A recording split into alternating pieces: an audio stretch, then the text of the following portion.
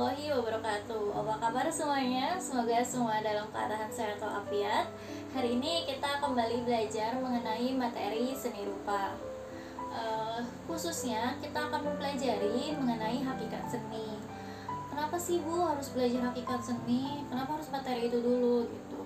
Kenapa? Karena Ibu ingin kalian lebih memperdalami dulu mengenai apa sih seni itu gitu. Setelah itu baru kita lanjut ke materi yang lebih dalam.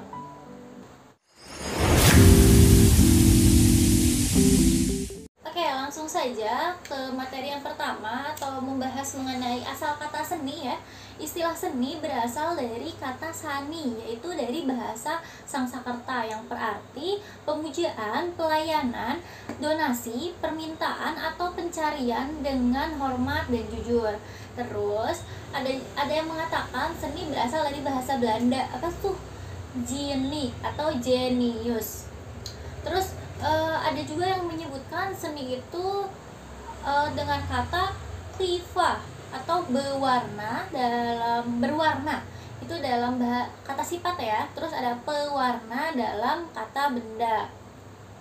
Terus berkembang tuh dari kata itu berkembang menjadi kliva sastra atau segala macam tentang kekriaan atau hasil karya atau hasil kerajinan tangan yang artistik. Dalam perkembangan selanjutnya dari asal kata seni itu berubah tuh, banyak lagi pengertiannya. Ada juga seni atau karya seni sebagai karya seni, work of art. Terus ada seni sebagai kemahiran atau skill. Terus selanjutnya ada seni sebagai kegiatan manusia atau human activity. Itu pengertian seni sebagai benda atau karya seni.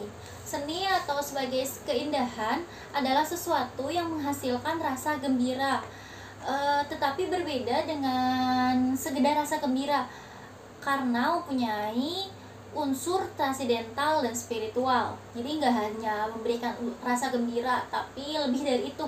Karena apa? Karena memiliki unsur transidental dan spiritual. Terus yang selanjutnya sejalan dengan pendapat Shoganata, yaitu atau misalnya pada lukisan-lukisan dinding pada zaman prasejarah tuh itu memiliki nilai religi magis yang menggambarkan suasana pada masa perburuan hewan purba kayak gitu. Terus pemahaman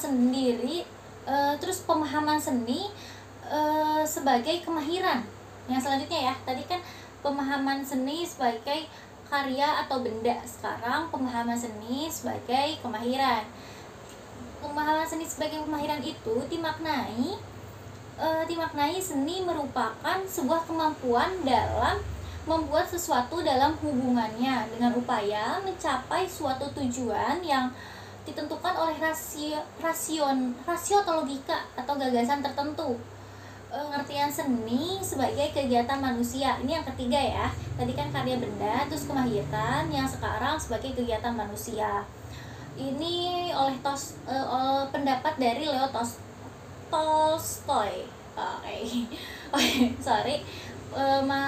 Kegiatan manusia oleh Leo Tolstoy dikatakan bahwa seni merupakan kegiatan sadar manusia dengan perantara tanda-tanda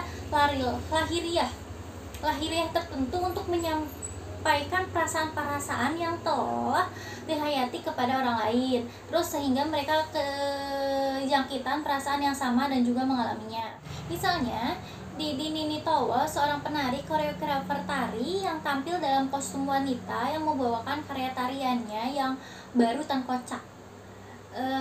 Terus menurut Ki Hajar, ini pengertian seni selanjutnya ya.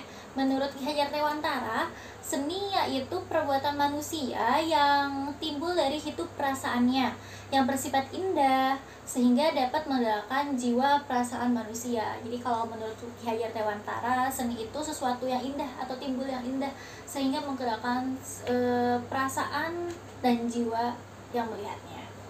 Dalam kehidupan sehari-hari sebenarnya aktivitas perkesenian itu selalu kita alami, akan tetapi kita tidak terlalu sadar kalau kita tuh selalu melakukan hal itu gitu. Contohnya kalau kalian mau keluar rumah, kalau kalian mau hangout nih, kalau mau main, pasti kalian mikirin kan, aku pakai baju apa ya sekarang, oh kayaknya baju ini bagus nih, aku cantik nih pakai baju ini, kira-kira celananya warna apa ya, oke celananya warna ini. Setelah itu mau pakai jaket mana ya, atau pakai kerudung mana ya yang cocok, cantik nggak sih gitu. Terus oh udah cocok nih, tampilan outfitnya udah oke nih ya. Terus pasti kalian mikir gini, terus kita harus pakai tas apa nih, warna tasnya apa, terus harus pakai apa ya namanya, perhiasan apa atau elemen tambahan apa gitu yang cocok. Itu tuh sudah termasuk aktivitas seni. Kalian tuh sudah memikirkan warna yang sesuai, cocok tidaknya di badan kalian, artistik tidaknya, enak tidak dipandang, itu sudah termasuk aktivitas seni. Tapi terkadang kita tidak menyadari hal itu. Karena kenapa? Kita anggap itu hal yang biasa saja dan terus berulang. Itu hanya hal biasa, padahal itu aktivitas seni, yaitu ekspresi seni yang alami. Selanjutnya, seni secara teori dibagi menjadi dua, yaitu seni murni dan seni terapan. Yaitu kalau seni murni kan lebih ke penciptaannya tuh lebih ke nilai artistik ya, lebih hanya dinikmati keindahannya. Terus kalau seni terapan itu kita selain dinikmati keindahannya, dipikirkan juga kira-kira kegunaannya untuk apa, cocok nggak sih ini, bagus nggak sih. Kalau bikin kursi selain bikin kursi ini kan kursi contohnya seumpamanya, terus oh bentuknya seperti ini enak dilihat, terus dipikirin juga kira-kira nyaman gak sih dipakai duduk, enjoy nggak sih duduk di situ. Itu pasti pikiran kegunaannya, itu seni terapan.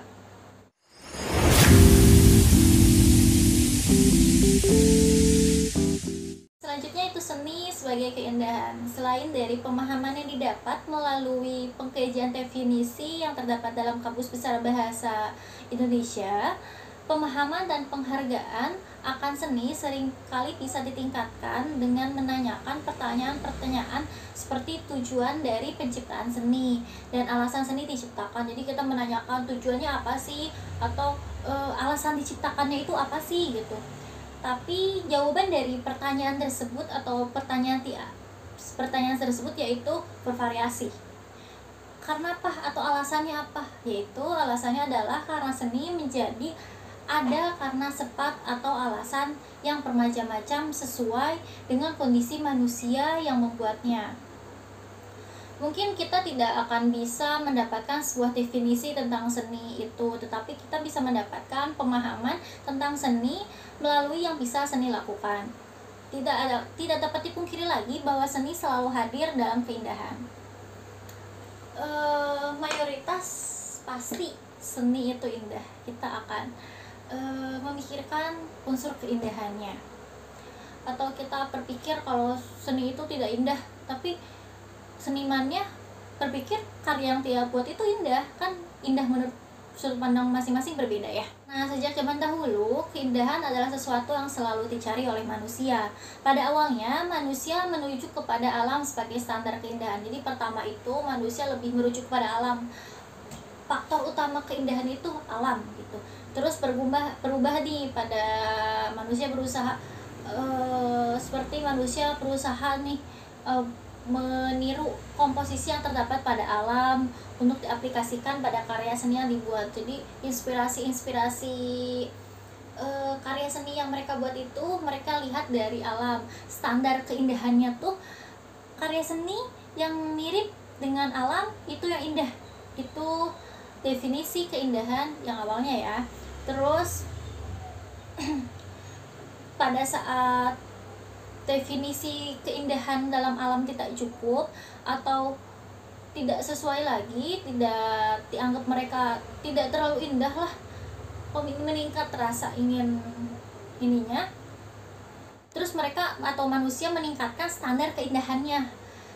Manusia menggambarkan standar alternatif yang dianggap lebih baik dari alam, sebuah bentuk yang dianggap ideal. Jadi dari alam nih berubah ke bentuk yang lebih ideal. Bangsa Yunani klasik sangat terobsesi dengan kecantikan. Jadi kalau di Yunani itu sangat sekali terobsesi dengan kecantikan. dan sangat tertarik dengan formula-formula matematis untuk menemukan sebuah bentuk yang sempurna yang tidak pernah ada dan dikenali oleh alam. Merupakan contoh dari usaha manusia dalam mengembangkan standar keindahan yang melebihi dari alam. Terus, namun standar keindahan adalah sesuatu yang universal. Jika sesuatu yang dianggap indah oleh sekelompok manusia, akan dianggap indah juga oleh kelompok manusia lain. Jadi kalau pemahaman dulu tuh keindahan itu universal. Jadi kalau keindahan ini indah menurut kelompok ini, terus menurut kelompok lain juga pasti itu indah. Tapi ternyata itu tidak. Kenapa? Kenapa itu disebut tidak seperti itu? Karena keindahan tidak mempunyai sifat universal. Jadi pemikiran itu salah ya, itu tuh salah. Keindahan itu tidak universal. Seperti contohnya ini deh, Leonardo da Vinci, seorang seniman abad 16, dalam karyanya sebuah lukisan yang mungkin merupakan lukisan yang paling terkenal dalam sejarah. Kalian pasti tahu itu apa? Lukisan apa? Ya, lukisan Mona Lisa. Memiliki telah memikat banyak orang dari berbagai generasi, memiliki kecantikan dan senyum yang misterius dari Mona Lisa. Kan kalau dari Mona Lisa tuh keindahannya katanya seorang gadis dengan senyumannya yang misterius.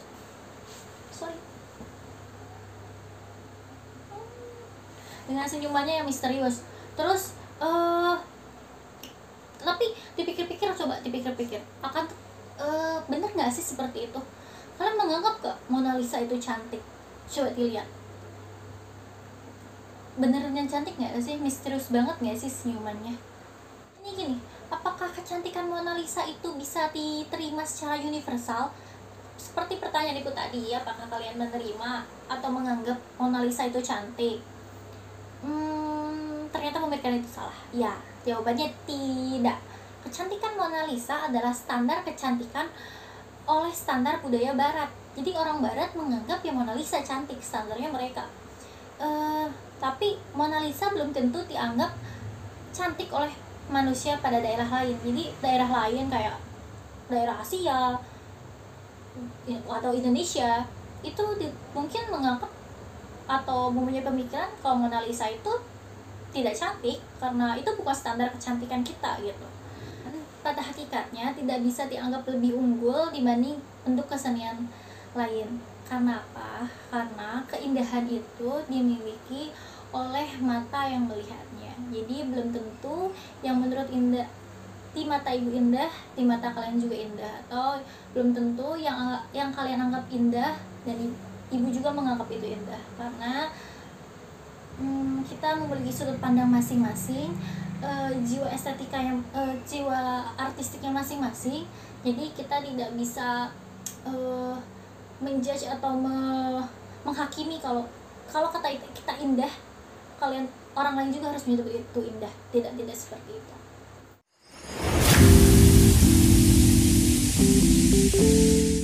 Selanjutnya yaitu seni memperindah lingkungan kita. Apa sih itu? Kalau tadi kan kita sudah membahas seni itu keindahannya, sekarang seni memperindah lingkungan. Hampir semua orang pasti pernah menata kamar kayak kalian, menata kamar kalian kayak mau pakai cat apa, hiasannya apa, mau pakai spray apa, pasti pernah kan ya, kalian pasti mendekor. Atau kalian pernah mempunyai taman terus menghias taman kalian, kira-kira mau bunga apa saja yang ditanam seperti itu. Hampir semua individu pasti pernah menata atau memperindah lingkungan dirinya.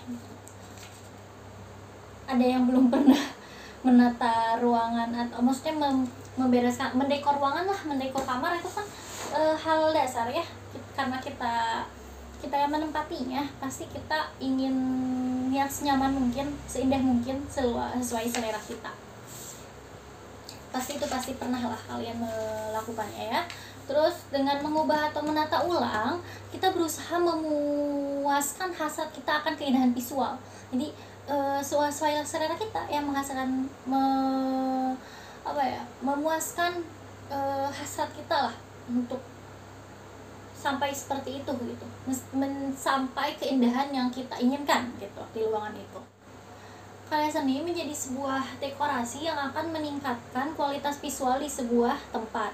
contoh untuk karya seni yang dibuat dengan alasan ini tuh kita bisa lihat pada ukiran pintu kayak dari ukiran-ukiran Jepara tuh yang jati, terus atau ada juga nih gebyok. Gebyok itu hasil karya pengrajin dari Jawa atau Bali, Indonesia. Gebyok adalah partisi ruangan tradisional Indonesia, atau sebuah gebyok itu bisa memiliki bisa berupa pintu atau juga kusen. Kalian tahu nggak sih yang membuat gebyok itu menjadi sebuah karya seni? Yang membuat gebyok menjadi karya seni adalah karena ukiran tangan yang menghiasi hampir seluruh bagian pada gebyok. Jadi hampir seluruh bagiannya atau satu pintu tuh itu ukiran semua. Diukir menggunakan alat ukir terus sesuai dengan desain yang diinginkan. Itu yang membuat gebyok itu memulai nilai keindahan atau menjadi sebuah karya seni. Pada pemaparan tentang gebyok jelas bahwa seni memang dibuat dengan fungsi sebagai karya seni yang bertujuan untuk menghias suatu ruangan atau memperindah visual lingkungan tempat karya tersebut diletakkan. Jadi emang diperhitungkan ya, itu dibuat untuk memperindah lingkungan atau tempat si gebyok itu ditaruh atau diletakkan gitu. Dari gebyok, selain tujuan dekoratif, ternyata ada juga tujuan lain yang terkandung di dalamnya.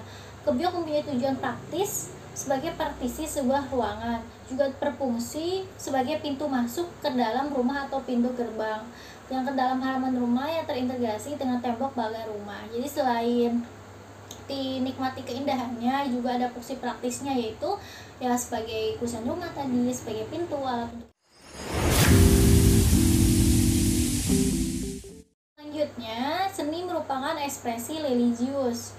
Tadi kan sudah ada seni sebagai keindahan, yang kedua seni memperindah lingkungan, dan yang terakhir sekarang seni merupakan ekspresi religius. Apakah itu seni sebagai ekspresi religius? Dalam kehidupan sehari-hari, baik kita sadari atau tidak, manusia selalu bersentuhan dengan karya seni. Jadi hampir semua aktivitas yang kita lalui sehari-hari pasti bersentuhan dengan karya seni, baik kalian sadari ataupun tidak kalian sadari. Bagian dari karya seni yang bersentuhan dengan hidup kita kemungkinan besar merupakan karya seni yang dibuat untuk mengekspresikan sebuah religi. Bahkan jika kita teliti, akan kita dapati bahwa karya-karya seni yang dihasilkan pada masa lalu sebagian besar ditujukan untuk kebutuhan religius. Jadi kan pada zaman dahulu tuh, seperti pada masa awal peradaban manusia, manusia membuat patung-patung kecil atau hiasan seukuran genggaman tangan tuh, boneka-boneka kecil itu tuh mereka gunakan sebagai jimat. Kenapa kalian mereka tuh menggunakan atau membuat patung-patungnya dalam ukuran kecil? Karena kan pada zaman dahulu tuh mereka masih nomaden ya, masih berpindah-pindah, jadi biar mereka mudah membawanya. Karena cuma buat digenggam itu kan jimat ya, kalau jimat biasanya kan harus dibawa kemana-mana. Setelah manusia mulai menetap pada suatu daerah atau mereka sudah bermukim, mereka tuh kebutuhan untuk mengekspresikan religinya itu semakin berkembang ke karya-karya yang bersifat masif atau monumental. Jadi karena mereka sudah menetap di daerah, mereka tuh membuat karya seninya udah nggak kecil-kecil lagi, nggak kayak jimat-jimat tadi lagi, tapi sudah lebih ke karya-karya yang masif atau berdiam, terus yang monumental. Contohnya apa coba? Wat atau candi ya, candi-candi kayak Candi Borobudur dan lain-lain, sebar mulai dari Kamboja hingga Indonesia. Itu tuh sebagai tanda atau bukti kalau karya seni itu sebagai atau bersifat religius, itu digunakan untuk acara-acara religius. Sekian materi hari ini, terima kasih karena sudah mengikuti kegiatan pembelajaran hari ini. Kurang lebihnya Ibu mohon maaf bila ada kata-kata yang salah atau kurang dimengerti. Ibu sangat-sangat berminta maaf atau videonya kurang mengenakan. Dan Ibu sangat mengucapkan terima kasih karena kalian sudah mengikuti pembelajaran hari ini. Sampai bertemu minggu depan, kita lanjutkan ke materi yang selanjutnya.